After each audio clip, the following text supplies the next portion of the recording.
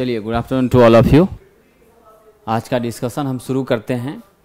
हमारा पहला प्रश्न है साथियों, light passes through optical fibre, यानी प्रकाश जो है वो प्रकाशित तंतु के साथ कैसे चलता है। ठीक है, तो हमारी जो लाइट है वो ऑप्टिकल फाइबर के माध्यम से कैसे जाती है, जरा देखिए।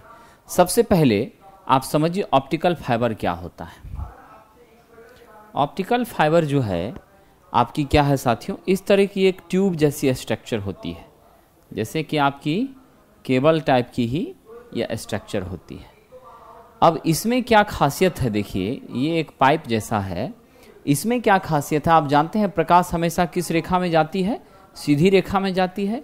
इसकी यह खासियत है, यह प्रकाश को टेढ़े मेढ़े रास्ते से भी बड़ी आसानी से क्या करती है, पास करा देती है।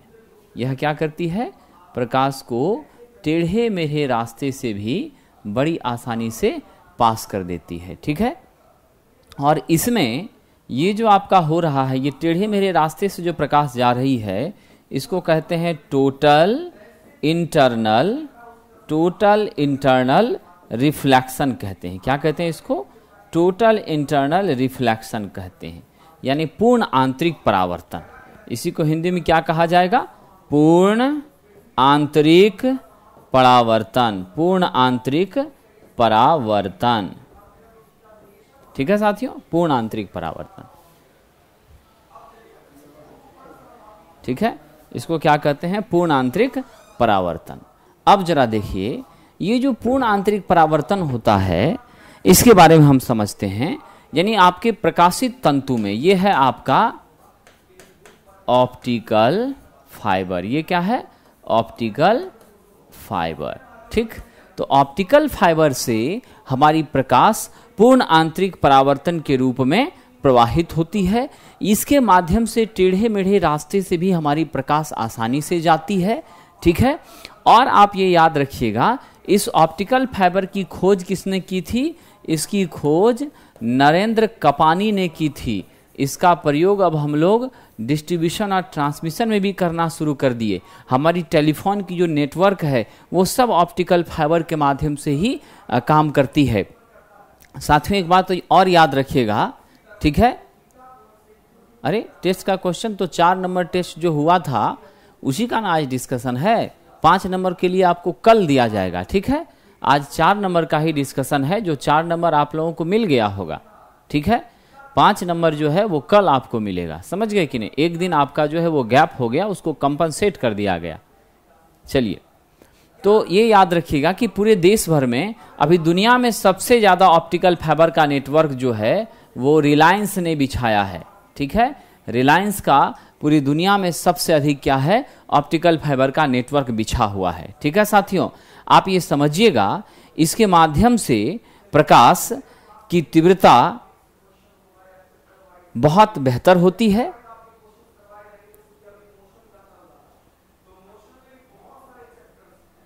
सभी में अपलोड हो गया होगा मनीष जी, मैं देखता हूं, मैं पता करता हूं। ऐसा नहीं है, टेस्ट नंबर 4 आप ये तो मुझे लगता है कि उसी दिन करवा दिया था मैंने। चलिए देखते हैं, तो सबसे ज़्यादा जो है किसका है, रिलायंस ने सबसे ज़्यादा क्या किया है, ऑप्टिकल फाइबर बिछा दिया है। ठीक है साहब, इसके माध्यम से ऑप्टिकल फाइबर के माध्यम से, इसके माध्यम से प्रकाश तीव्रता से टेढ़े मेढ़े रास्ते से, ठीक है, टेढ़े मेढ़े रास्ते से पास करती है। यानी इस ऑप्टिकल फाइबर के माध्यम से, ठीक है, इस माध्यम से प्रकाश क्या होती है, तीव्रता से टेढ़े मेढ़े रास्ते से पास करती है। ठीक है, अभी 10 मिनट पहले क्लास स्टार्ट, 5 मिनट हुआ होगा मुझे लगता है, 5-7 मिनट हुआ होगा। ठीक है, ओके।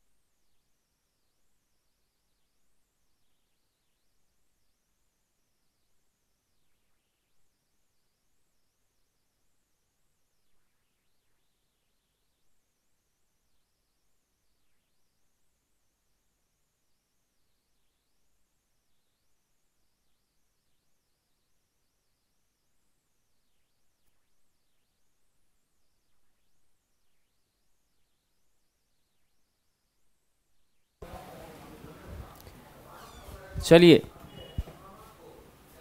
सेट नंबर 4 अभी तक नहीं अपलोड हुआ है, किसी को भी नहीं मिला है। ठीक है ठीक है, मैं वही पता करने गया था, अभी जस्ट थोड़ी देर में इंफॉर्मेशन आ जाएगी। ठीक है, चलिए आइए हम लोग डिस्कशन को आगे करते हैं। ठीक है, वो जैसे ही हमको सूचना मिलती है हम आपको बताएंगे, डिस्कशन को हम आगे करते हैं। ठीक है साथियों, आइए आगे बढ़ते हैं। तो इसको नरेंद्र कपानी ने खोजा था साथियों। किसने खोजा था? नरेंद्र कपानी ने खोजा था। और यहां ध्यान रखिए, ये जो आपकी है ना स्ट्रक्चर, ये सब क्या है? आपकी कांच होती है। ये क्या होती है? कांच होती है। और ये कैसी कांच है? क्वार्ट्ज है, QUARTZ। और क्वार्ट्ज एक बेहतर क्वालिटी की कांच होती है, आप जानते हैं। इसकी मजबूती बहुत अच्छी होती है ना, और काफी स्ट्रांग भी होती है। और आप ये बात याद रखिएगा कि बाल जैसा पतला पतला थ्रेड होता है इसके अंदर। क्या होता है? बाल जैसा इसके भीतर पतला पतला क्या होता है? थ्रेड होता है, पतला पतला थ्रेड होता है। बाल जैसा इसके भीतर पतला पतला क्या होता है साथियों? थ्रेड होता है। और उसी थ्रेड के माध्यम से आप ध्यान रखिए, उसी थ्रेड के माध्यम से हमारी प्रकाश क्या होती है? प्रवाहित होती है। ठीक है, और ये जो हमारी थ्रेड होती है ना, उसका व्यास कितना होता है? 10⁻⁻4 सेंटीमीटर होता है। ध्यान रखिएगा, इसमें जो पतले थ्रेड होते हैं, इसमें जो पतले थ्रेड होते हैं, उसका व्यास 10⁻⁻4 क्या होता है? सेंटीमीटर में होता है। 10⁻⁻4 सेंटीमीटर कितना होता है? 10⁻⁻4 सेंटीमीटर में होता है। साथियों, इसके चारों तरफ जो पदार्थ लगा है, यानी आपका कांच का जो ट्यूब है, उसके भीतर से जो पतला तंतु जा रहा है, तो कांच के ट्यूब के चारों तरफ जो पदार्थ लगा है, उसका अपवर्तनांक कितना होता है? याद रखिएगा, 1 से लेकर 1.5। साथियों, इसके चारों तरफ लगे पदार्थ का अपवर्तनांक कितना होता है? 1 से लेकर 1.5 होता है। 1 से लेकर 1.5 होता है। ठीक है, चलिए हम अगले प्रश्न को देखते हैं। रोशनी के तिरछे प्रभाव को कम करने के लिए किसका प्रयोग करते हैं? रोशनी का जो तिरछा प्रभाव है, यानी आपकी रोशनी एक ही तरफ भाग रही है, सीधे नीचे की ओर नहीं आ रही है, वो एक तरफ भाग रही है, तो उस परिस्थिति में जो रोशनी का तिरछा प्रभाव है वो क्या होता है साथियों? वो किसके द्वारा कम होता है? हमेशा याद रखिएगा, रोशनी के तिरछे प्रभाव को कम करने के लिए रोशनी के तिरछे प्रभाव को कम करने के लिए किसका प्रयोग करते हैं? कोणीय होल्डर का प्रयोग करते हैं। किसका प्रयोग करते हैं? कोणीय होल्डर का प्रयोग करते हैं, एंगुलर होल्डर। ठीक है, इसके प्रयोग करने से क्या होता है कि आपकी रोशनी तिरछा नहीं जाती, वो चारों तरफ आपको इक्वल अमाउंट में जाती है। साथियों, आप याद रखिएगा कि कई प्रकार के हमारे होल्डर होते हैं। हम आप लोगों को बताया था, पेडेंट होल्डर, बैटन होल्डर, कोणीय होल्डर, ये सब क्या है? आप याद रखिएगा, पेडेंट होल्डर, फिर आपका बैटन होल्डर। क्या है? Baton holder, pendant holder, baton holder. उसके बाद एंगुलर होल्डर, कोणीय होल्डर, जिसका अभी यहाँ प्रयोग हुआ है, कोणीय होल्डर।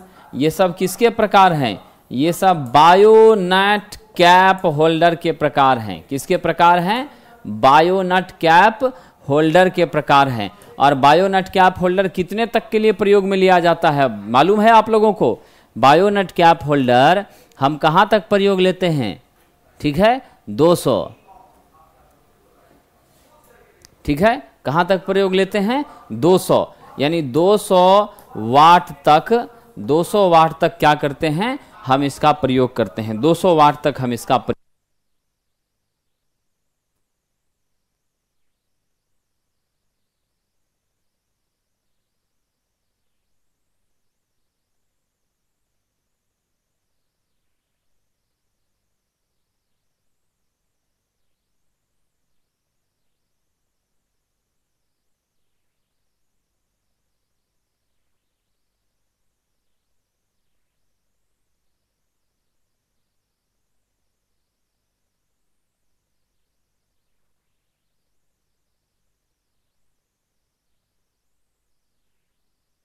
चलिए आगे बढ़ते हैं साथियों, आप लोग ये डिस्कशन कर लीजिए, ठीक है।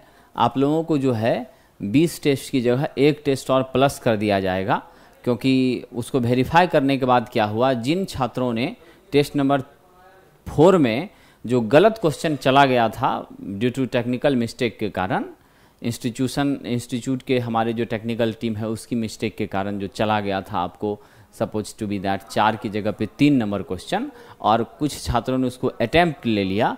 तो जिन लोगों ने अटेम्प्ट ले लिया उनको नया क्वेश्चन 4 नंबर का शो नहीं हो रहा है, ठीक है कि नहीं। इस वजह से आप लोगों को कठिनाई हो रही है। तो इसीलिए आप लोग ये डिस्कशन को समझ लीजिए। इसका क्वेश्चन भी आपके पास है, मैं बोर्ड का स्क्रीनशॉट आप लोगों को आज पीडीएफ में लोड करवा दूंगा। आपको क्वेश्चन भी 4 नंबर का मिल जाएगा और उसका डिस्कशन भी मिल जाएगा, ठीक है। और हम आपको एक नया टेस्ट अलग से बाद में आपको ऐड कर देंगे, यानी आपको 20 टेस्ट की जगह 21 टेस्ट आपको हम प्रोवाइड कर देंगे, ठीक है। चलिए, इसीलिए आप लोग घबराइए नहीं, ये थोड़ी मिस्टेक हुई थी जिसके वजह से ऐसी परेशानी हुई, तो मैं भी काफ़ी इस चीज़ को लेके केयर किया था। चलिए आगे बढ़ते हैं। तो ऐसा है कि आपका जो कोनीय होल्डर है, बैटन होल्डर है या पैडेंट होल्डर है, ये सभी किसके प्रकार हैं, बायोनेट कैप होल्डर के क्या हैं, प्रकार हैं, ठीक है। चलिए आगे बढ़ते हैं। अगला प्रश्न देखिए, समान बल्ब की तुलना में फ्लोरोसेंट ट्यूब देता है। साथियों, आप हमेशा इस बात को समझते हैं, समान बल्ब की तुलना में क्या होता है।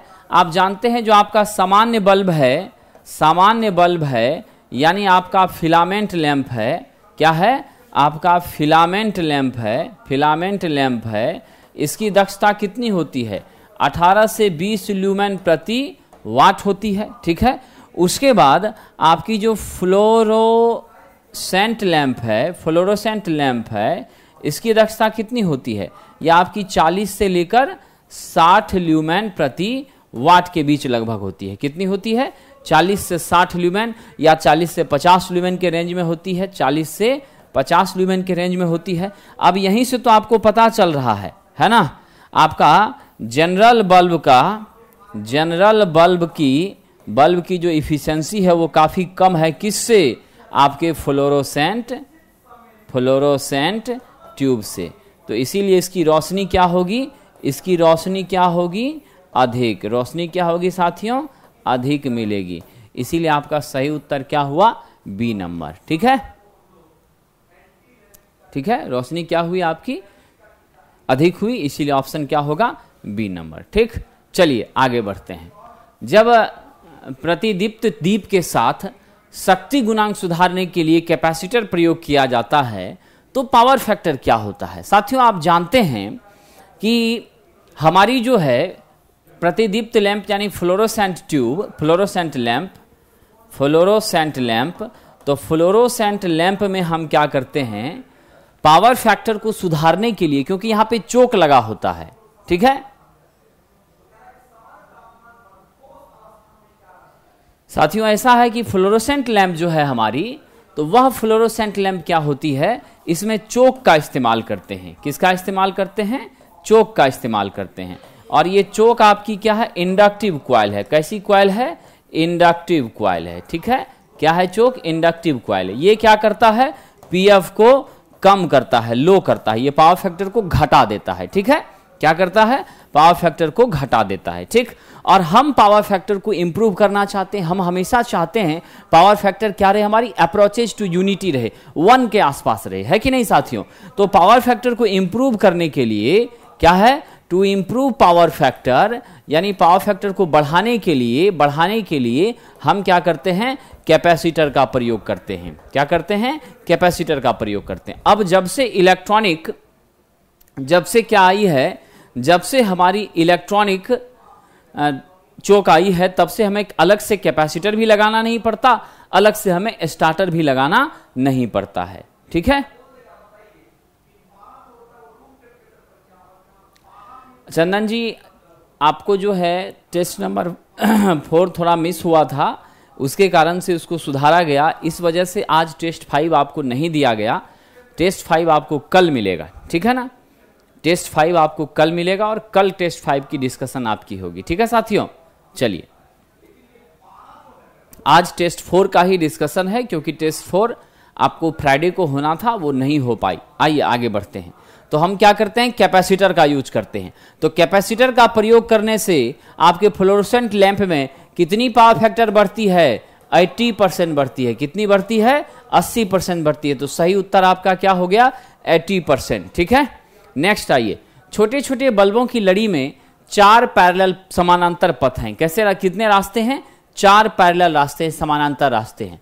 उन्हें केवल एक फ्लैशर बल्ब से नियंत्रित करना। उस सारे रास्तों को क्या करते हैं, सिंगल फ्लैशर बल्ब से कंट्रोल करते हैं। तो फ्लैशर बल्ब की धारा क्या होगी। साथियों, आप जानते हैं फ्लैशर बल्ब के माध्यम से सजावटी प्रकाश व्यवस्था में, डेकोरेटिव लाइट सिस्टम में अलग अलग लाइट हमारी जो जुड़ी हुई हैं उसको कंट्रोल करते हैं, नियंत्रित करते हैं। ठीक है साथियों, आप ये भी बात समझ लीजिए कि हमारी जो यह फ्लैशर बल्ब है, ठीक है, ये क्या है, आपकी फ्लैशर लैंप है, फ्लैशर बल्ब है। तो ये फ्लैशर बल्ब क्या होती हैं, ये आपके सीरीज में लगे हुए, सपोज टू बी दैट यहां से कितने पाथ बने, 1 2, ये आपकी 3, ये आपकी 4, ये सारी पाथ आपस में पैरेलल, 1 2 3 और 4। करंट आपको 4 अलग अलग भागों में गई। इस वाले फ्लैशर बल्ब में ये करंट, ये करंट, ये करंट, तो आई आई आई आई, यानी टोटल कितना, 4i यहां पर आया। यानी आपके अलग अलग हिस्से में जितनी करंट जा रही है उसका 4 गुना करंट यहां से आ रहा है। स्पष्ट है कि एक बल्ब की धारा का कितना होगा, 4 गुना करंट किसके माध्यम से जाएगा, फ्लैशर बल्ब के माध्यम से जाएगा। और जीवन भर याद रखिएगा, डेकोरेटिव लाइट सिस्टम में हमारी सारी बल्ब कैसी होती हैं, सीरीज में कनेक्टेड होती हैं। कैसे जुड़ी होती हैं साथियों, सीरीज में जुड़ी होती हैं। कैसे जुड़ी होती हैं, सीरीज में जुड़ी होती हैं। ठीक है, आइए आगे बढ़ते हैं। फ्लोरोसेंट लैंप में नवीनतम प्रकार का दीप कौन सा है। Which of the following is the latest fluorescent lamp? हमारी फ्लोरोसेंट लैंप भी कई प्रकार की हैं, उसमें आजकल सबसे फास्टेस्ट कौन सा लैंप आया है। साथियों, आप ध्यान रखिएगा, हमारी जो सबसे नई लैंप है वह फ्लोरोसेंट ट्यूब के लिए रैपिड स्टार्ट लैंप है। कौन सी है, रैपिड स्टार्ट लैंप है। ये सबसे लेटेस्ट है।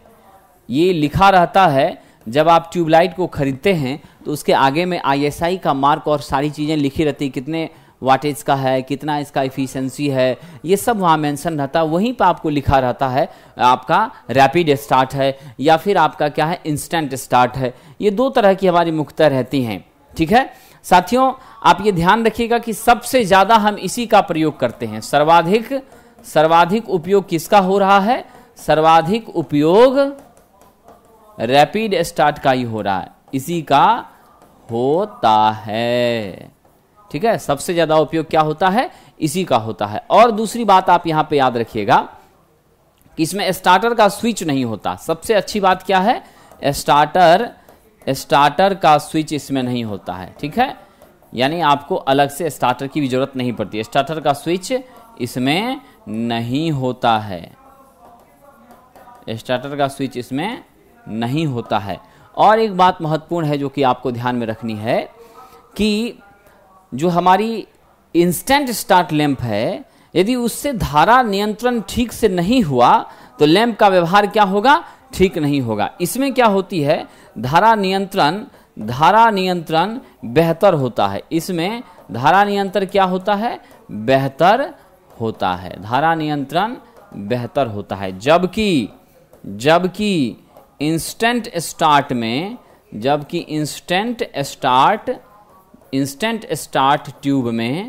ट्यूब में धारा नियंत्रण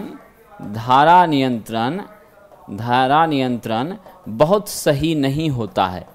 ठीक है, बहुत सही नहीं होता है।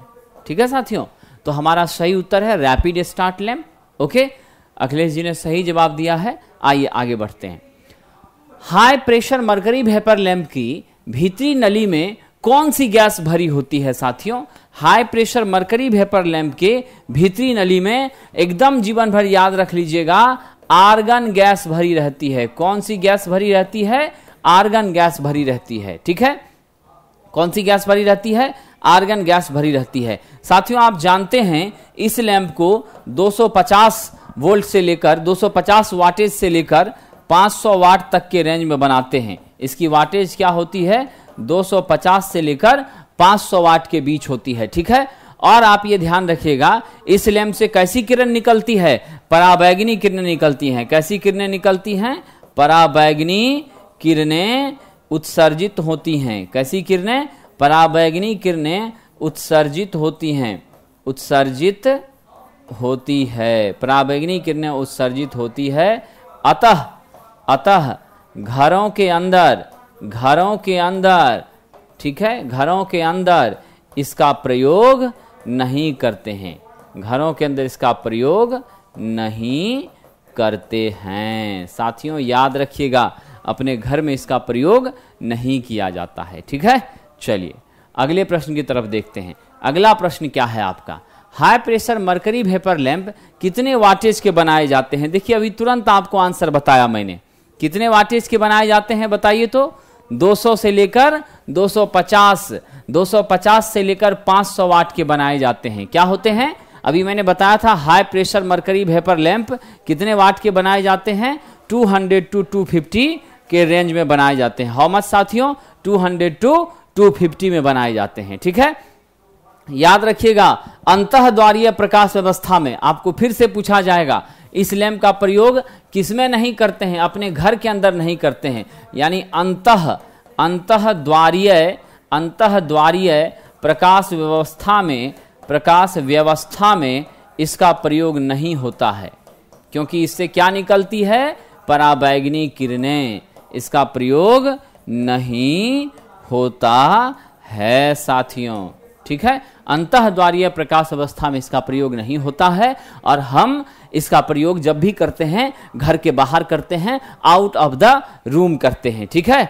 और याद रखना है कि वर्टिकल में ही इसका उपयोग करना है। क्या करना है इसके लिए, इसे सदैव किस अवस्था में रखना है, वर्टिकल, इसे सदैव वर्टिकल यानी ऊर्ध्वाधर, इसे सदैव वर्टिकल अवस्था में ही प्रयोग करना है, वर्टिकल अवस्था में ही प्रयोग करना चाहिए, ठीक है साथियों। इसे हमेशा कैसे प्रयोग करना चाहिए, वर्टिकल अवस्था में ही प्रयोग करना चाहिए, ठीक है। अब जरा देखिए क्या होता है, इसे हमेशा कैसे प्रयोग करते हैं, वर्टिकल अवस्था में। अगर वर्टिकल अवस्था में इसका प्रयोग नहीं करेंगे तो क्या होगा साहब, आंतरिक आर्किंग जो है आपको बहुत बढ़ जाएगी, और ट्यूब क्या होगा, जलकर नष्ट हो जाएगा। क्या होगा, नहीं तो आर्क के बढ़ने से ट्यूब जल जाएगी।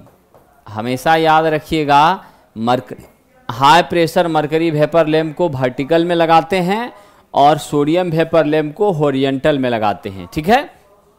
हाई प्रेशर मरकरी लैंप को हमेशा कैसे लगाएंगे, वर्टिकल लगाएंगे, और सोडियम वेपर लैंप को हमेशा कैसे लगाएंगे, हॉरिजॉन्टल लगाएंगे, ठीक है। ये ध्यान रखना है आपको।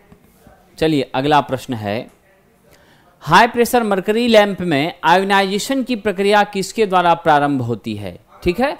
आप जानते हैं ये गैस डिस्चार्ज लैंप है। आयोनाइजेशन होने के बाद ही क्या होती है, आपकी इलेक्ट्रॉन और आयोनाइज्ड गैसेस, जो मुक्त इलेक्ट्रॉन होते हैं और हमारी आयोनाइज्ड गैसेस होती हैं, उस दोनों के बीच जब टक्कर होता है उसी से आपकी प्रकाश उत्सर्जित होती है, ठीक है कि नहीं। तो इसीलिए यहाँ पर क्या होते हैं, इस लैंप में 2 इलेक्ट्रोड होते हैं, एक आपका मुख्य इलेक्ट्रोड, एक आपका स्टार्टिंग इलेक्ट्रोड, ऑक्सिलरी इलेक्ट्रोड। तो मेन इलेक्ट्रोड 2 होता है और ऑक्सिलरी इलेक्ट्रोड 1 होता है, ठीक है साथियों। तो आप यहाँ पे ध्यान रखिएगा कि हमारी जो high pressure mercury vapour lamp है, इसकी वाष्पीकरण की प्रक्रिया, आयनीकरण की प्रक्रिया किसके द्वारा होती है, मुख्य व सहायक इलेक्ट्रोड के माध्यम से होती है। तो इसमें मेन रोल किसका है साथियों, मुख्य और सहायक इलेक्ट्रोड के माध्यम से होती है, ठीक है। आयनीकरण की प्रक्रिया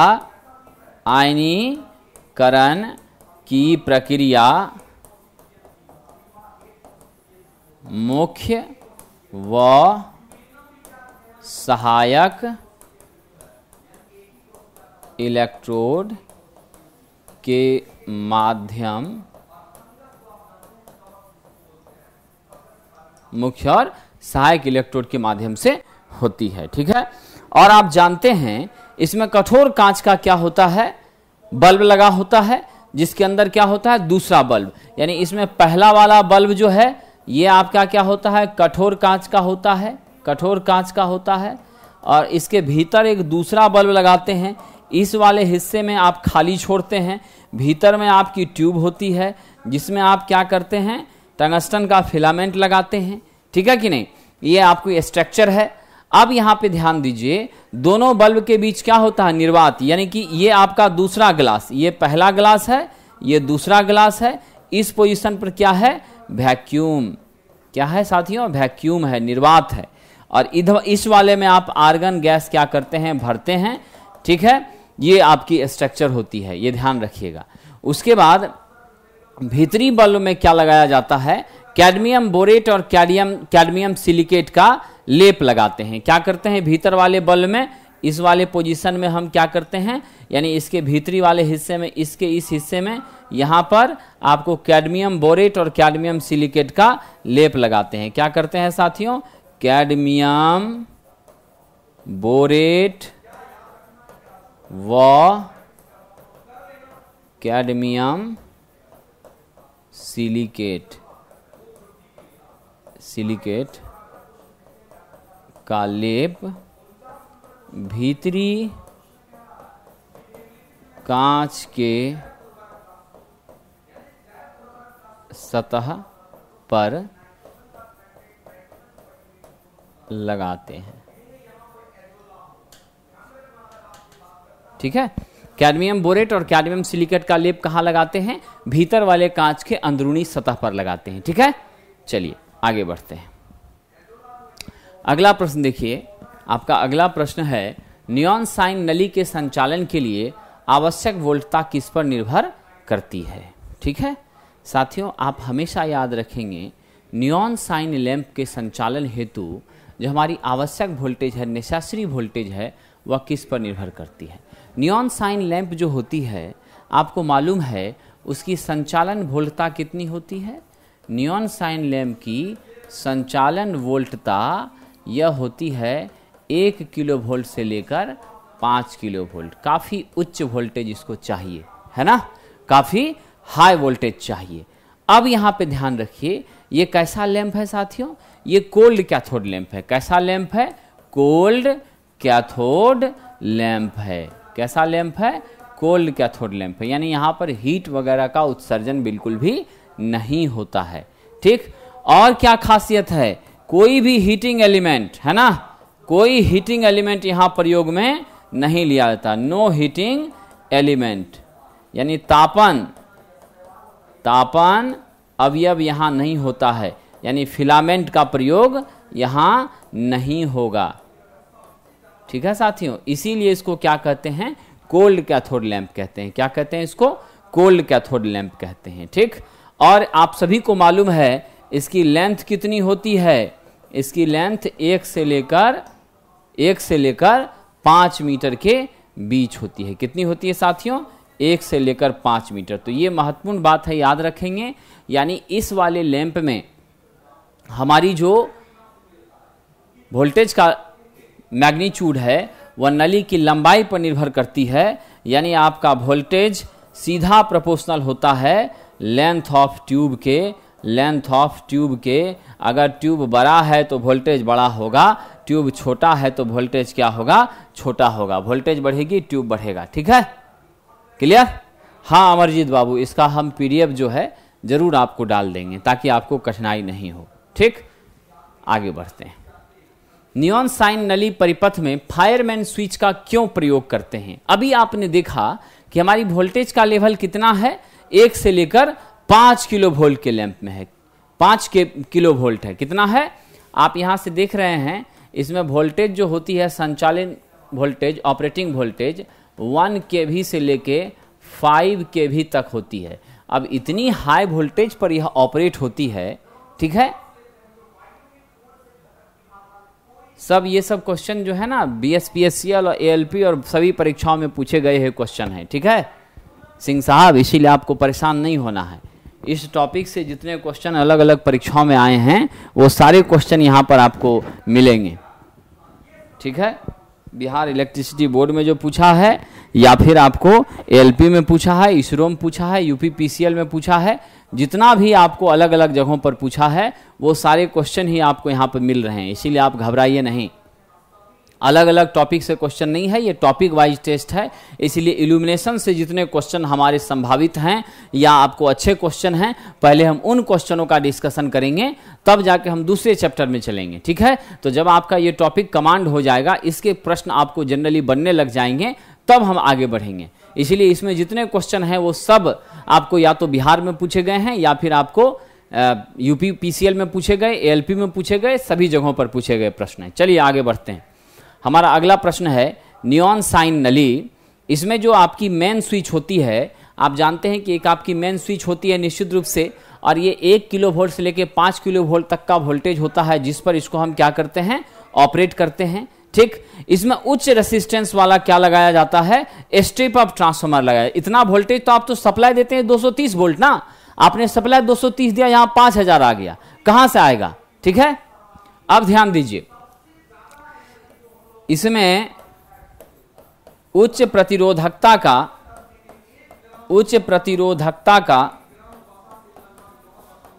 स्टेप अप ट्रांसफार्मर जो वोल्टेज को बढ़ाएगा, स्टेप अप ट्रांसफार्मर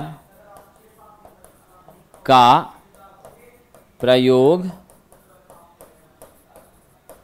करते हैं। ठीक है, क्या करते हैं, उच्च प्रतिरोधकता का स्टेप अप ट्रांसफार्मर का प्रयोग करते हैं।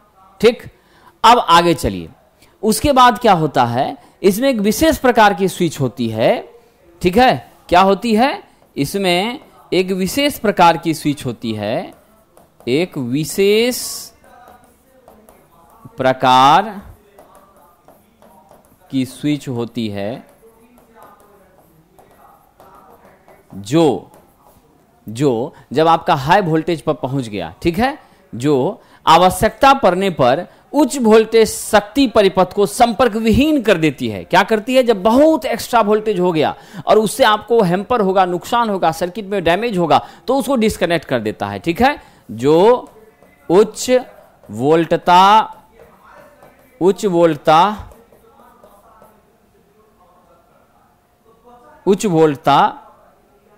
से सर्किट को सुरक्षित रखने का काम करती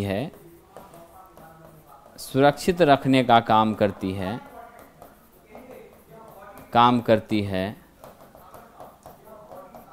जिसे क्या कहते हैं, फायरमैन स्विच। क्या कहते हैं इसको, फायरमैन स्विच कहते हैं। ठीक है, और याद रखिएगा, ये फायरमैन स्विच कहाँ लगी होती है, ये फायरमैन स्विच आपके मुख्य स्विच के साथ श्रेणी में लगी होती है। कहाँ लगी होती है, मेन स्विच के साथ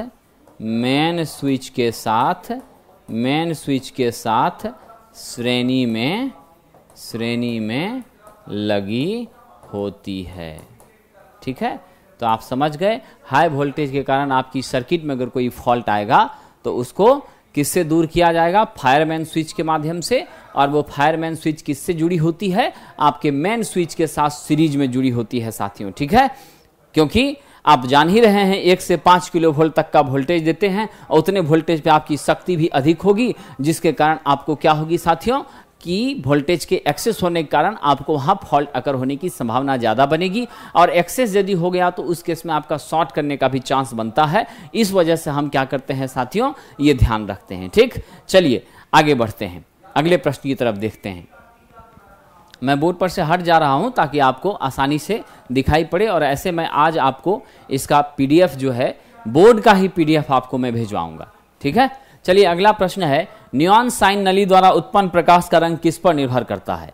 ठीक, हमेशा याद रखिएगा, नियॉन साइन नली द्वारा उत्पन्न प्रकाश का रंग नली में भरी गई गैस पर निर्भर करता है। किस पर, नली में भरी गई गैस पर। साथियों आप जानते हैं, जैसा गैस भरेंगे वैसा आपका क्या होगा, जैसा गैस भरेंगे वैसा रंग आपको मिलेगा।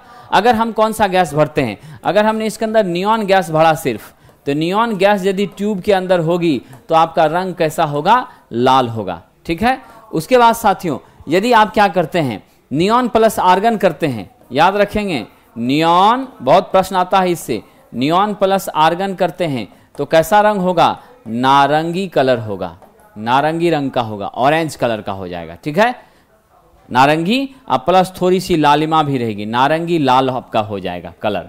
उसके बाद साथियों यदि आप क्या करते हैं, नियॉन प्लस हीलियम, है ना, नियॉन प्लस हीलियम डालते हैं, नियॉन प्लस हीलियम डालते हैं तो नियॉन और हीलियम डालने से आपका रंग कैसा हो जाएगा? सुनहरा हो जाएगा। कैसा हो जाएगा? गोल्डन कलर का हो जाएगा, सुनहरा हो जाएगा। ठीक है, और उसके बाद साथियों यदि आप सिर्फ हीलियम डालते हैं, सिर्फ हीलियम डालते हैं तो कैसा हो जाएगा? पीला हो जाएगा। और उसके बाद मरकरी वाष्प प्लस आर्गन डालते हैं, मरकरी वाष्प आप प्लस आर्गन डालते हैं तो रंग कैसा हो जाएगा? इसका नीला हो जाएगा। How much? ब्लूइश लाइट हो जाएगी। और यदि सोडियम वेपर डालते हैं, यदि सोडियम वेपर डालते हैं, सोडियम वेपर डालते हैं तो यह सुनहरा पीला हो जाएगा। कैसा हो जाएगा? सुनहरा पीला हो जाएगा। तो आप समझ गए ना कि अलग अलग प्रकार के गैस भरने से हमारी रंग बदल रही है। इसीलिए नियॉन लैंप में रंग कैसा देगा यह ट्यूब, यह निर्भर करता है कि आपके ट्यूब में कौन सी गैस भरी जा रही। तो जिस तरह की गैस आप भरेंगे वैसा रंग आपको मिलेगा। क्लियर साथियों? चलिए अगला प्रश्न देखते हैं। नियॉन साइन नली के 12 mm व्यास में प्रवाहित होने वाली धारा कितनी होती है? साथियों ये जीवन भर याद रखिएगा, इसका एक स्टैंडर्ड होता है, कोई मैथमेटिकल फॉर्मूला नहीं है। अगर 12 mm का व्यास है, आपकी ये ट्यूब है नियॉन साइन ट्यूब, ठीक है, नियॉन साइन ट्यूब है। अगर इस ट्यूब का व्यास, ये वाला व्यास, ये कितना है? 12 mm है। कितना है इसका डाया यदि 12 mm है तो करंट का मान हमेशा के लिए याद रखिएगा, ऐसी स्थिति में करंट आपकी कितनी होती है? 20 मिली एम्पियर होती है। How much the current will be? 20 milliampere. यदि 12 mm का व्यास होगा तो 20 मिली एम्पियर आपकी करंट होगी। ये आप ऑलवेज क्या करेंगे? याद रखेंगे। अगला प्रश्न है, 10 वोल्ट 100 मिली एम्पियर का 25 बल्ब सीरीज में लगा है और उसे 250 वोल्ट के सोर्स के साथ हम क्या करते हैं? कनेक्ट कर देते हैं। सभी बल्ब से कितनी धारा प्रवाहित होगी? है ना, कितनी धारा प्रवाहित होगी? देखिए बहुत ही लॉजिकल क्वेश्चन है। आपको क्या कहा गया है? 10 वोल्ट 100 मिली एम्पियर का रेटिंग दिया हुआ, अंकन मतलब उसकी नेम प्लेट पे रेटिंग है, वो मेंशन किया हुआ है। ठीक है, और 25 बल्ब है जो कि कैसे जुड़ी हैं? आपस में सीरीज में जुड़ी हैं। ठीक, और आपने कितना वोल्टेज सप्लाई किया? 250 सप्लाई किया। ठीक है साथियों, तो आपका सप्लाई वोल्टेज 250 है और 25 बल्ब है आपका, और ये कैसे जुड़ी हैं? श्रेणी में जुड़ी है। साथियों आप सभी लोग ये इस बात को जानते हैं क्या? सभी बल्ब कैसे जुड़ी हैं? सभी बल्ब श्रेणी में हैं, सभी बल्ब श्रेणी में हैं, और श्रेणी में क्या होता है? धारा का मान समान होता है, तथा श्रेणी में धारा का मान समान होता है। धारा का मान क्या होता है? समान होता है। कितना होता है साथियों? धारा का मान समान होता है। तो अब आपका क्या हो जाएगा? अब यहां देख लीजिए, आपकी 100 मिली एम्पियर की करंट की रेटिंग है, तो क्लियर हो गया। 1 मिली एम्पियर बराबर हाउ मच? साथियों हाउ मच बताइए? 1 मिली एम्पियर बराबर 0.1 एम्पियर। कितना होगा साहब? 1 मिली एम्पियर बराबर हाउ मच? 0.1 एम्पियर। हमने इसी को क्या किया? डिवाइड कर दिया। आपको दिया है ना 100 को डिवाइड कीजिए किससे? 100 को डिवाइड कीजिए 100 को डिवाइड कीजिए 1000 से। ठीक है, क्या मिल गया? 1/10। इसको 0.1 एम्पियर नहीं बोलिएगा कि नहीं बोलिएगा?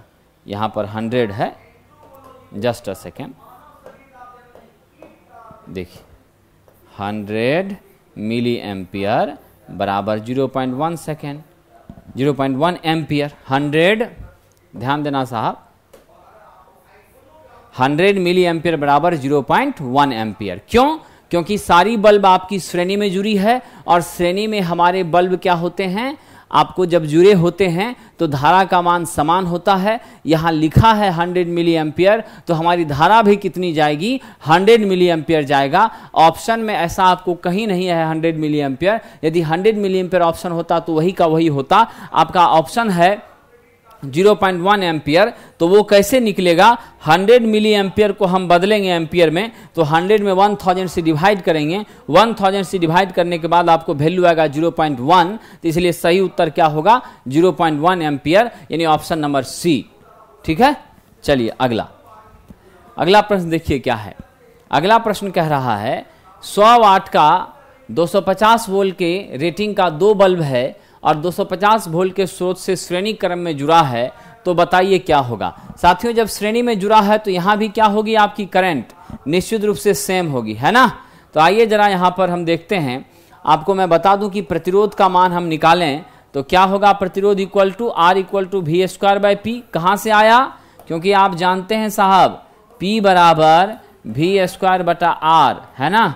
यही आपकी I स्क्वायर R के बराबर होती है, यही आपकी वी आई के बराबर होती है। ठीक है, तो यहां से हम आराम से लिख सकते हैं ना, R equal to V square बटा पी। अब हमारी बल्ब यदि आपकी फिलामेंट लैंप है तो जितना प्रतिरोध बढ़ेगा प्रकाश उतना अधिक होगा, जितना प्रतिरोध घटेगा प्रकाश उतना कम होगा, क्योंकि हीट लॉस पर ही यहाँ प्रकाश निर्भर करती है।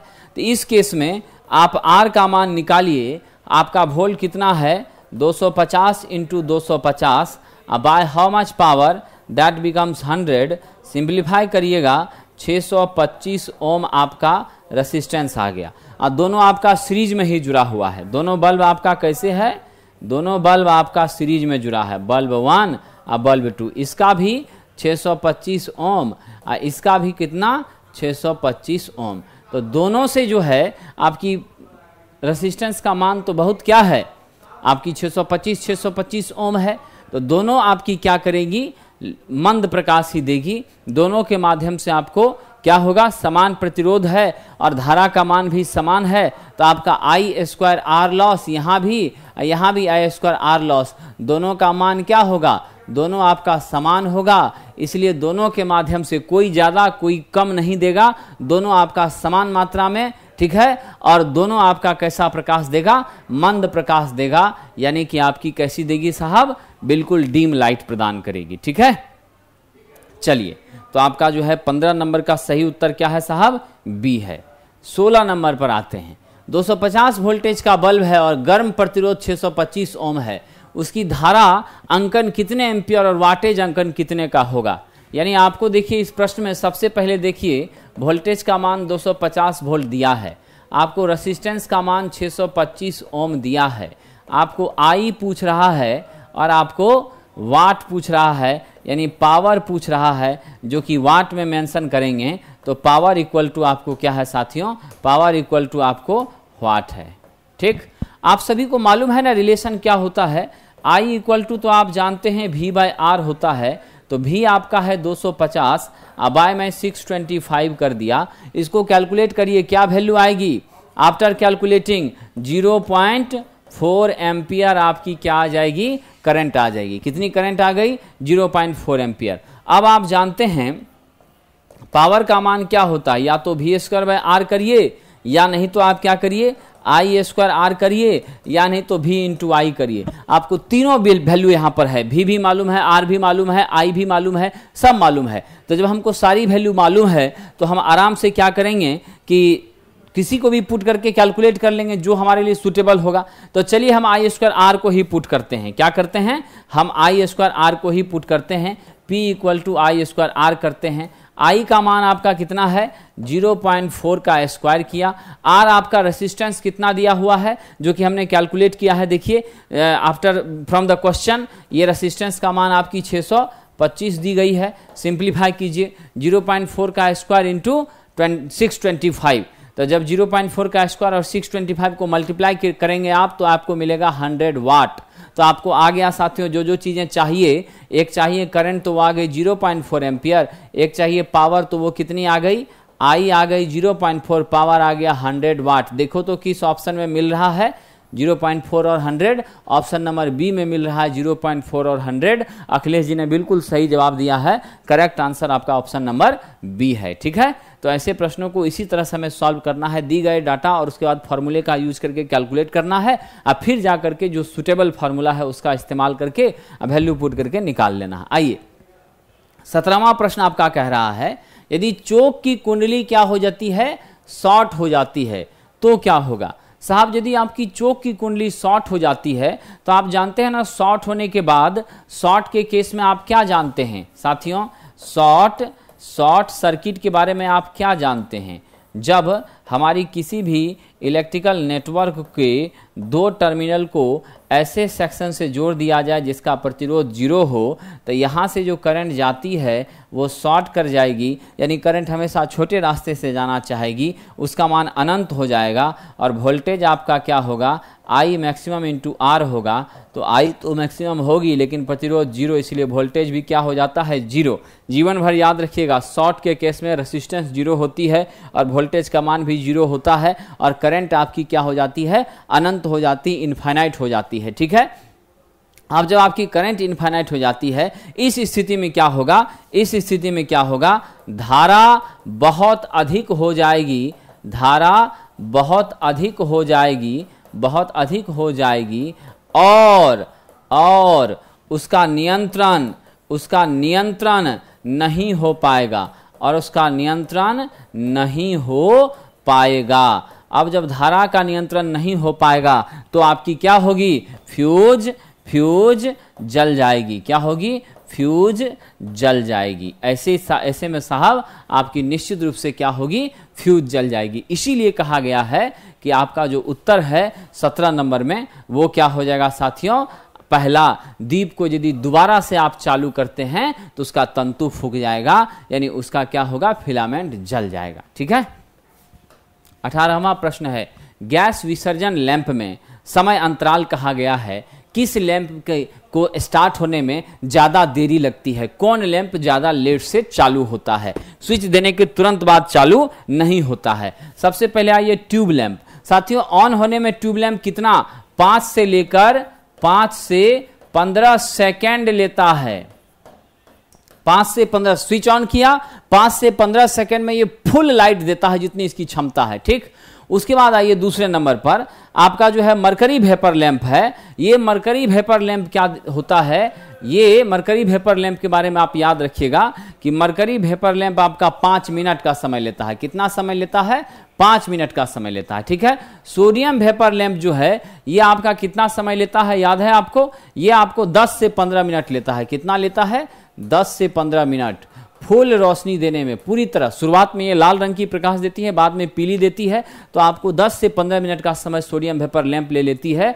और उसके बाद आपका जो नेक्स्ट लैंप है साथियों नियॉन लैंप, ये 2 से 5 सेकंड का समय लेती है। कितना, 2 से 5 सेकंड का समय लेती है। अब देखिए तो सबसे कम अगर पूछता तो आप नियॉन लगाते, ये सबसे कम समय ले रहा है, नियॉन सबसे कम समय ले रहा है संचालन में। ठीक है, और सबसे अधिक में कौन ले रहा है, आपका सोडियम वेपर लैंप ले रहा है। सबसे अधिक संचालन में समय कौन ले रहा है, आपका सोडियम वेपर लैंप ले रहा, सबसे अधिक संचालन में समय ले रहा है, यानी बहुत लंबे समय, यानी 15 मिनट बाद यह प्रॉपर रोशनी दे पाएगी। ऑप्शन नंबर सी क्या है, आपका सही उत्तर है। क्या है, ऑप्शन नंबर सी आपका सही उत्तर है।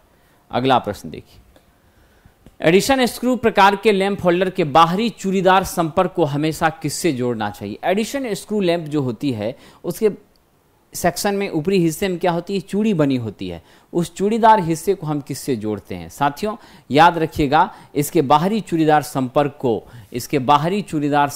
को किससे जोड़ा जाता है, हमेशा न्यूट्रल से, है ना। चूड़ीदार संपर्क को सदैव न्यूट्रल से जोड़ना चाहिए। किससे जोड़ना चाहिए, सदैव न्यूट्रल से जोड़ना चाहिए। ठीक है, किससे जोड़ना चाहिए, न्यूट्रल से जोड़ना चाहिए। ठीक है, हमेशा किससे जोड़ना चाहिए, न्यूट्रल से जोड़ना चाहिए। ऐसा इसीलिए होता है, न्यूट्रल से जोड़ना चाहिए क्योंकि आप जानते हैं कि हमारी चूड़ियों के सहारे ही क्या होती है, इसमें चूड़ियों के सहारे होल्डर को कसा जाता है। क्या करते हैं, चूड़ियों के सहारे होल्डर को कसते हैं। ठीक, और ये याद रखिएगा आपका स्क्रू टाइप का लैंप जो है, यानी कि आपका एडिशन स्क्रू लैंप कितने वाटेज के लिए, यह 200 से 300 वाट तक के लिए प्रयोग किया जाता है। उससे ज़्यादा हो जाएगा तो गोलियत है ना। 200 से लेके 300 वाट तक के लिए हम इसका प्रयोग करते हैं। अगर आपकी लैंप 200 से 300 वाट तक है तो इसका प्रयोग करेंगे, इससे ऊपर के लिए इसका प्रयोग नहीं करेंगे। और आज का आखिरी सवाल है, फ्यूज्ड बल्ब के आर पार कंटिन्यूटी बनाए रखने के लिए लैंपों की लड़ी में सुरक्षा के तौर पर एक युक्ति लगाई जाती है, वो कौन सी युक्ति है? ठीक है, यानी बल्ब की सेफ्टी के लिए हम एक यंत्र लगाते हैं, वह कौन सा यंत्र है? साहब, वह जो यंत्र है वह एक प्रकार का प्रतिरोधक है। क्या होता है? वह एक प्रकार का प्रतिरोधक होता है जो कि उधर से करंट को जाने से रोकता है। ठीक है, एक प्रकार का क्या होता है? प्रतिरोधक होता है, जिसका प्रतिरोध क्या होता है? ताप के साथ बहुत तेजी से बढ़ता है, जिसका प्रतिरोध ताप के साथ तेजी से बढ़ता है। इसे क्या कहते हैं? थर्मिस्टर कहते हैं। ठीक है, क्या कहते हैं साथियों? थर्मिस्टर कहते हैं, इसे थर्मिस्टर कहते हैं। समझ गए? इसे क्या कहते हैं? थर्मिस्टर कहते हैं। और मुख्य रूप से समझिए, यह एनटीसी होती है, निगेटिव टेम्परेचर कॉफिशिएंट। एनटीसी का मतलब निगेटिव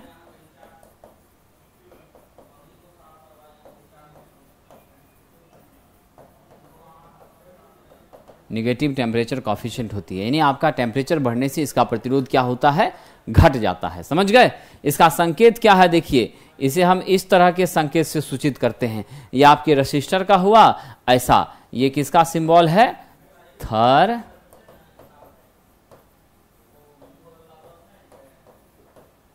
थर्मिस्टर का सिंबल है। ठीक है, क्या है? थर्मिस्टर का सिंबल है। ताप सूचकांक के लिए इसका प्रयोग करते हैं। यह आपके सेंसर के रूप में भी क्या होता है? काम करता है। ठीक है, ये क्या होता है? सेंसर के रूप में कार्य करता है। सेंसर के रूप में कार्य करता है।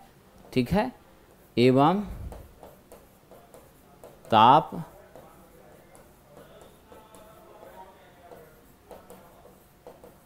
हेतु भी इसका प्रयोग, ताप सूचकांक के रूप में इसका प्रयोग करते हैं। टेम्परेचर को रिप्रेजेंट करने के लिए भी इसका क्या करते हैं? प्रयोग करते हैं साथियों। तो आप याद रखिएगा कि थर्मिस्टर आपका क्या है? पीटीसी आपका पॉजिटिव टेम्परेचर कॉफिशिएंट और एनटीसी आपका नेगेटिव टेम्परेचर कॉफिशिएंट थर्मिस्टर होता है। तो थर्मिस्टर का नाम ही होता है थर्मल प्लस स्टर। क्या होता है? Thermal plus resistor. थर्मिस्टर को कैसे तोड़ते हैं? थर्मल प्लस रेसिस्टर बराबर हो गया थर्मिस्टर। ठीक है, thermal plus resistor equal to thermistor. ठीक है, यानी ताप और प्रतिरोध। ऐसा जो है ये आपका थर्मल मतलब ताप और रेसिस्टर मीन्स प्रतिरोध। ठीक है, ताप और प्रतिरोध। ये ताप के बढ़ने से इसका प्रतिरोध घटता है, और जब पीटीसी होगी तो ताप के बढ़ने से प्रतिरोध उसका क्या होगा? बढ़ेगा। इसका प्रयोग करके हम लोग क्या करते हैं? बल्ब को सुरक्षित रखते हैं। ठीक है, तो आज की डिस्कशन को यहीं समाप्त करते हैं। टेस्ट नंबर 5 जो है वो आप लोगों को कल मिल जाएगा, और कल आप लोग टेस्ट नंबर 5 देंगे। ठीक है साथियों, आज के लिए इतना ही। बहुत बहुत धन्यवाद। आप लोगों को परेशान नहीं होना है। ओके।